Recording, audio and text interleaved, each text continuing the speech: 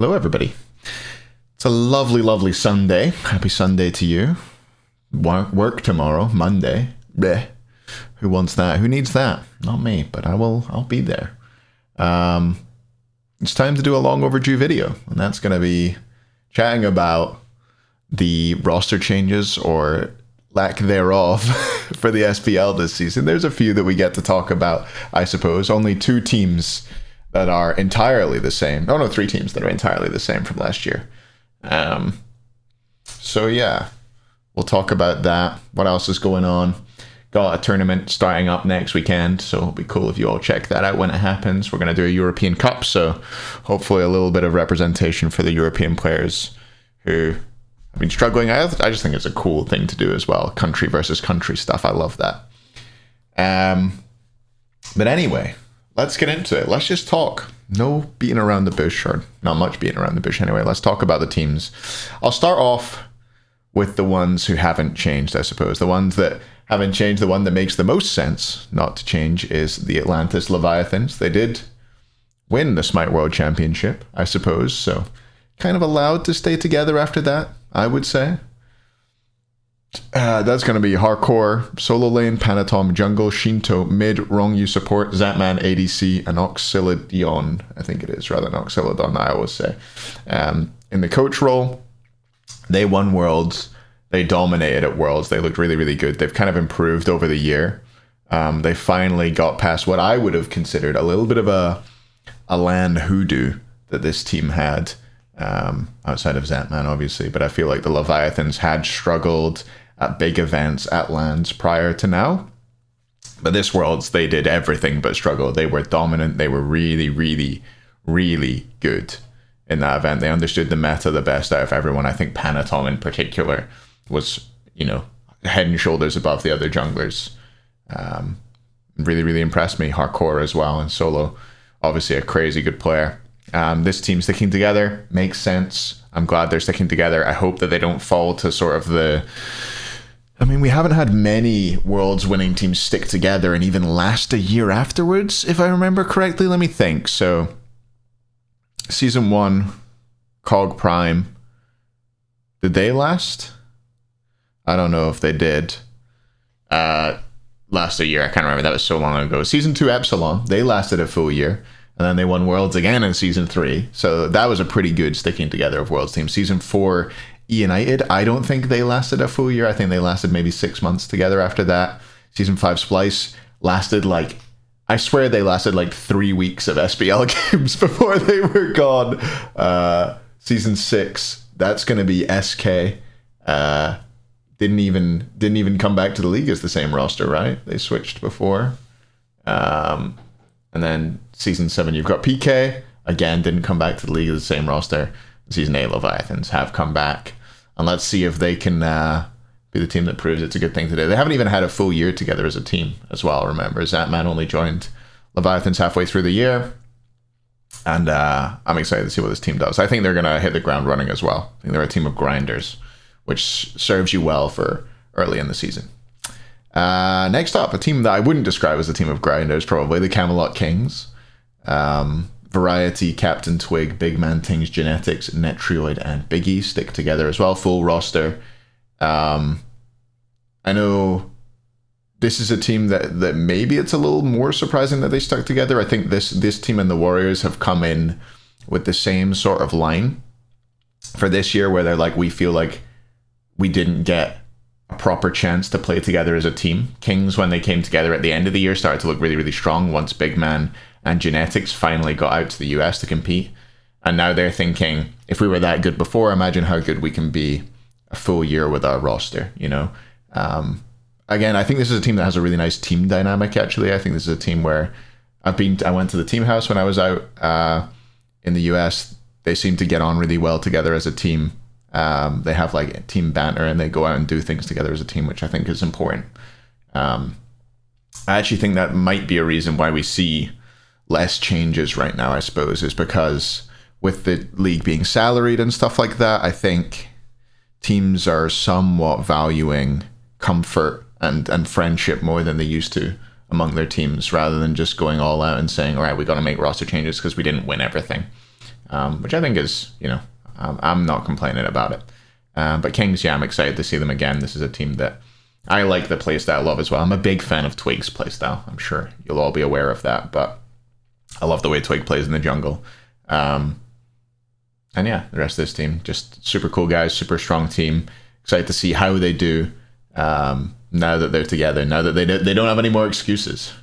Another team that doesn't have any more excuses is the Oni Warriors, who have chosen to stick together as well. Nika, solo, Cubo Fred jungle, Dardas Miz, Neil Mass support, Vote ADC, and Al Chuckles in the coach role. I think they'd be the first to admit they didn't have the showing in the play-ins that maybe people expected of them, that they expected of them. Probably I definitely expected more of them in those play-ins. I was disappointed in especially their first 2 or 3 sets, I think it was. But they do go through without dropping a set. They go through as the top team in the tournament. So they did their job. They got out there. They got it done. Dardes and Cuvo got stuck in Europe for a bit last year. Neilma was stuck in Canada as well for a little while. So now this team, no more excuses. They've come together, and they're going to have to prove that this roster works. I think this is the last chance as well for me.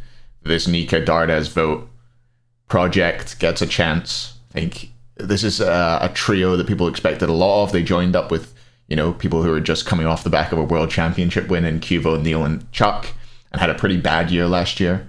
I think if you look at the performance of Dardes compared to Big Man last year, both playing from Europe, it was, chalk and cheese. Big Man was really, really good. Dardes was not.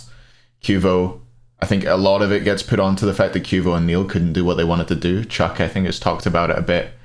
This team was not comfortable performing last year. But yeah, I was disappointed with them last year. I feel like they could and should have done more. Didn't even qualify to Worlds, and then I don't think they came into the last event particularly hot either. So it's a team that I'm keeping an eye on, a team that I think has to start improving fast and has to prove that they were right to stick together, I think, in phase 1 of the SPL. But yeah, no changes to speak of on those 3 teams.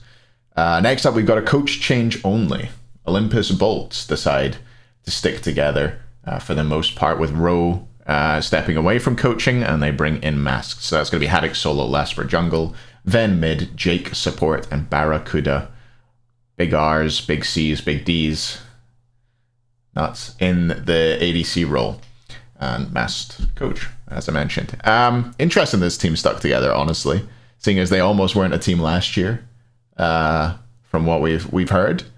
Very interesting that they stuck together. I guess, again, as a team that have grown to like each other more and grown comfortable with each other. I don't think they had a particularly impressive year last year. They did have a good stretch early in the season, but I feel like they were almost winning in spite of what they were pretty okay, the Bolts. Every other team was just worse in my eyes. I don't know. The Bolts were scraping by every set, winning just about, getting past the other teams. And they went on a bit of a winning streak. I think it was like 10, 11 sets they won in a row. Maybe more than that, 12 sets they won in a row. I don't know. They won a lot of sets in a row at one point, but didn't win any of the playoffs. And for me, totally fell flat at the end of the year. Came to Worlds, and they got straight dumped out the competition after they had a game. They had a game which they competed at Worlds. They got to play one game at Worlds. That game one, where they had control, they could have won. But Leviathans end up getting the comeback, and Bulls didn't get to play from then on out. Going down to the eventual winners, I'm used to that. I've done it a few times at Worlds. It is tough. It's tough to say where you could have ended up. I think this is a team that could have split. Mast as a coach as well. No, I'm not going to pretend to have any idea what he's going to bring as a coach. I've always liked Mast when I've spoken to him. He's pretty personable, which I think is important. Patience, I think, is really important as a coach. We'll see how he's going to do on that front. But yeah, I'm interested to see what he brings to this team. Again, we'll have no idea. I think I've talked about it almost. I've talked about it a lot of times, but talking about coaches is just, I don't know, meh. Next up, let's talk about the Solar Scarabs, team that kept the same coach, but have been enforced to change their solo laner out by Solo Retrol leaving. They have Scary D solo, Scream jungle, Baronic mid, inbound support, Stuart ADC, and Slaney as their coach, returning. Five members returning, and Scary D swapped in for Solo Troll. This is a team I think would have made the most sense out of any team, apart from maybe the Leviathans, for this team to stick together. They grew so much over the year. Baronic, Inbound, and Stewart in particular. Scream was a great addition to the team. Has just hit the ground running. Don't want to stroke his ego, but he was really, really good on this team. And Scary D is an interesting one. Obviously, he is a world champion, a two-time, one under two different names. Is he the only player to do that? That's crazy if he is. But yeah, Scary coming in, he doesn't lack for tenure, doesn't lack for ability. Obviously, it's whether he'll come in having practiced enough. He did take a bit of time off the solo lane, went into the jungle. I remember him grinding ranked at the start of last year. I feel like he was grinding ranked again in the off-season. I'm not sure if he's still slamming it. There are players who do that. They'll go through stints of playing a lot of the game and stints of grinding the game, and in my opinion, it tends to benefit them. Zalia was one who did that a lot when he was grinding the game. I thought he was a great player, really, really good. But when he took his foot off the gas, I thought, yeah, he fell off a bit. But yeah, Scary, hopefully he can carry over that solo lane form. We know he has that solo lane ability. We know he has, and keep this team going. I'm excited to see Baronic on this team continue to grow as well. I thought when it came to Worlds time and the play-ins as well, Baronic was crazy good, like contesting the Scream for best player on this team. Stu as well. Inbound, I want to see continue to grow. I feel like sometimes he's still making those same mistakes. He does a lot frontlining for his team, but there's games still where he will step up too far and die, and his team will not let him go as well. They'll have helper syndrome and not let him go. So hopefully Inbound can continue to grow. I think he's a way better player than he used to be, though. Way better, and definitely belongs in the league for me. So I'm excited to see the Solar Scarabs continue this year, and hopefully they can hit the ground running. We talked about it already. Solo Troll to the Titans. Benji stepping away from the solo lane role and into the coach role for this team. So it is kind of only one personnel change. Kabam out, Solo Troll in. Kabam is back working. Oh wait, no, Kabam was Dragons. Titans coach was Oceans. Words, I've lost my mind. Oceans was trying to compete as a player, right? Okay, Paul, come on, switch brain on. It's been a while since I've done this, huh? Ocean's back trying to compete as a player. He steps away from the coach role. Benji steps into the coach role. Solar Troll steps into the solo lane role. So, interesting thing about this is I think there's the obvious elephant in the room of Salt and Layers now being on a team together after the drama they had before. I would imagine they will not be living together so as to avoid any drama. But then again, was this team all in the same team house? I don't know about coach, because they had Cherio as their coach initially, right, who wasn't living there, and Oceans afterwards. So maybe there is a separate housing situation or something where Layers or Salt will be, maybe they'll all be living together. I'm not sure.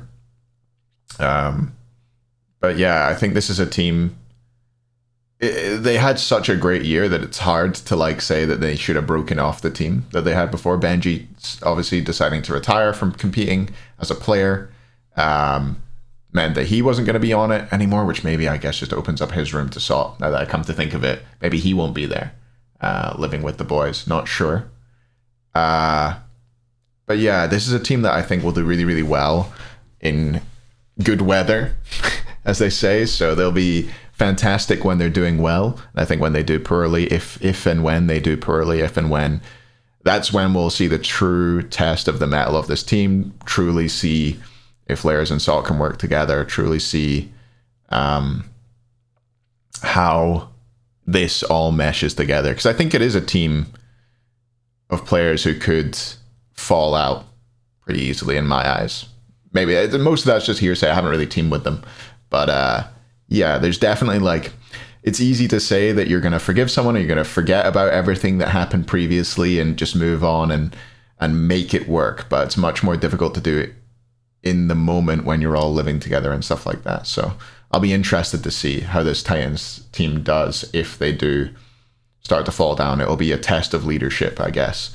And there aren't for me, there's not crazy leadership on this team. I think Aurora is the leader for me, but yeah, gonna need to make sure that these guys get on well together. Paul and Lairs is a duo, by the way, a mid jungle who I really thought meshed well together towards the end of last year. Well, as soon as this team was formed, really, Paul and Lairs I thought played really well together. I think the Titans were vindicated in their choice to pick up Lairs 100 times over, and everybody.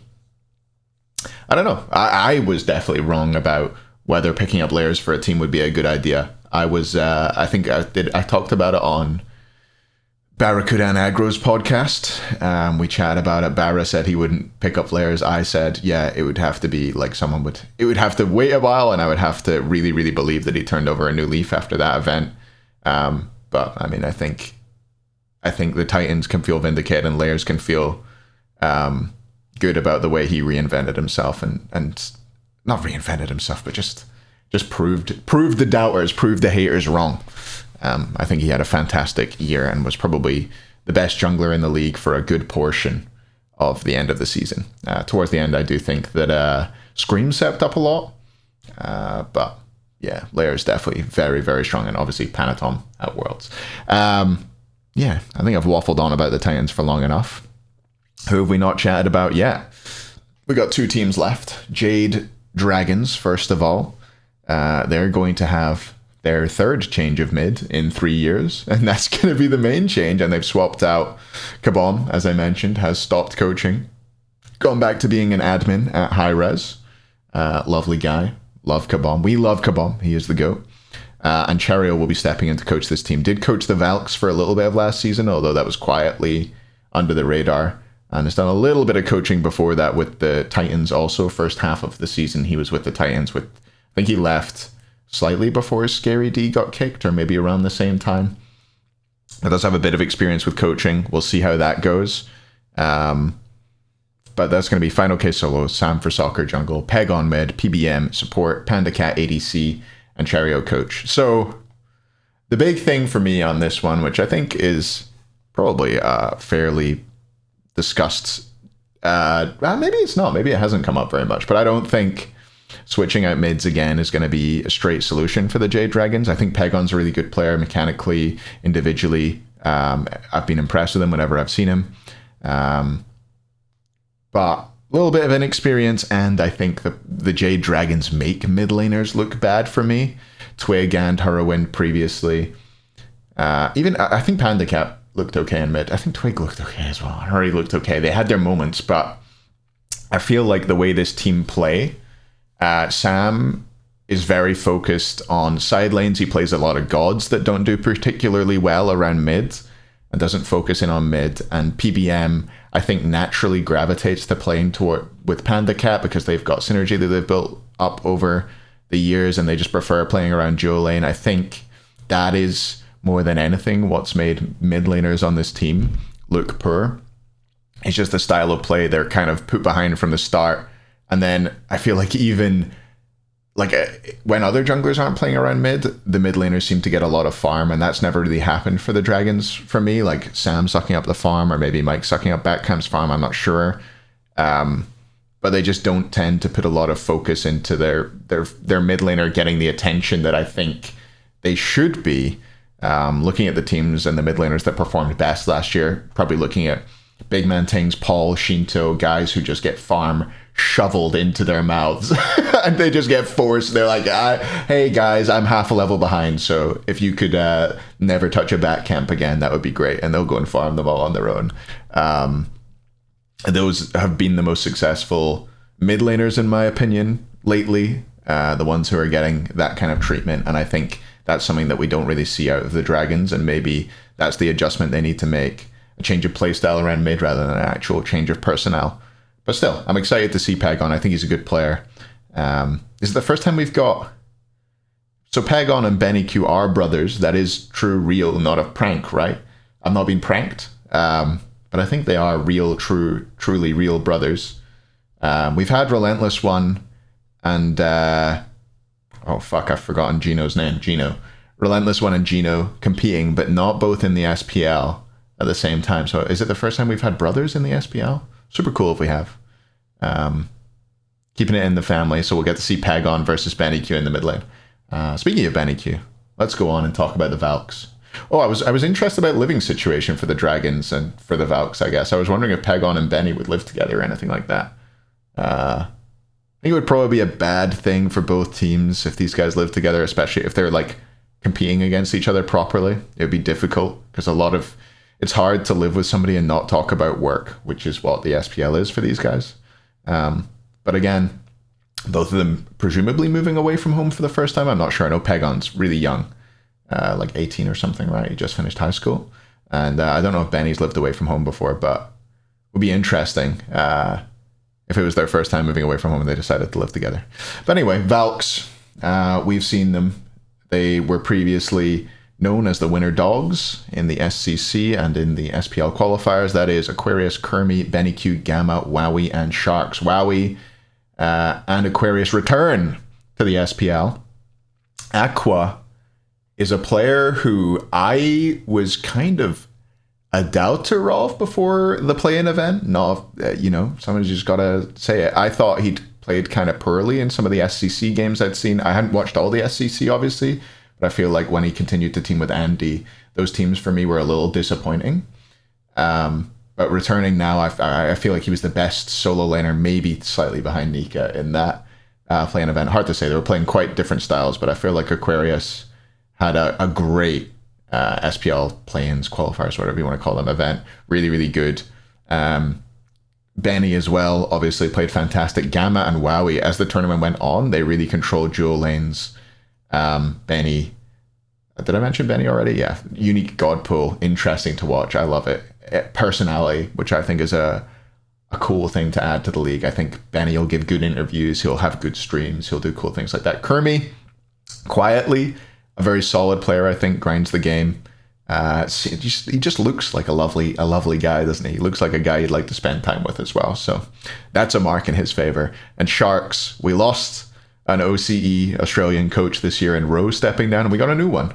What is it about these Australians that brings them to the coaching roles, keeping the three Australian coaches in the league, Sharks, Chuck, and Biggie this year? Last year it was Chuck, Biggie, and Rowe. So we'll see if we keep cycling through them. Who's going to come in next? I don't know. Who's that guy, the troll from OCE? I don't know. Maybe we'll get Socks in as a coach next year. He's an Australian Smite guy. But yeah, that is it. I finally talked about it. Maybe it's just 'cause I got a haircut today. Funny story. I got a haircut today. It's total aside, totally irrelevant. So you can turn subscribe, turn the thing off if you want. But yeah, I got a haircut today, and the guy was like, "You want me to leave this bit long so that you can?" And I was like, "Oh, hide my receding hairline." Yeah, thanks, man. Just keep it long. Let's keep it long. Let's keep it out there. He was like, "Yes." So that was great. That was fantastic. So obviously nobody now knows that I'm receding. It's hidden. But yeah, thanks for watching, everybody. Be talking about SCC qualifiers. They start being broadcast on Thursday. They're actually, spoilers, they're already completed, which always makes it really hard for me to get hyped and excited about SCC stuff because I inevitably get spoiled because, and especially in EU, but even in NA, like I saw a tweet which definitely spoiled something about the NA SCC qualifiers, which is annoying for me, but we'll try our best to be excited about it. I'll fake it for you, chat. No one's ever faked it with me before, you say? Sure, man. Anyway, we're waffling. Thanks for watching, everybody. I'm going to do some more semi-pro league tonight, probably, but I hope you enjoyed your weekend. Hope you had a great Sunday, and I hope you have a great week coming up. Goodbye. What's the point about? I don't know.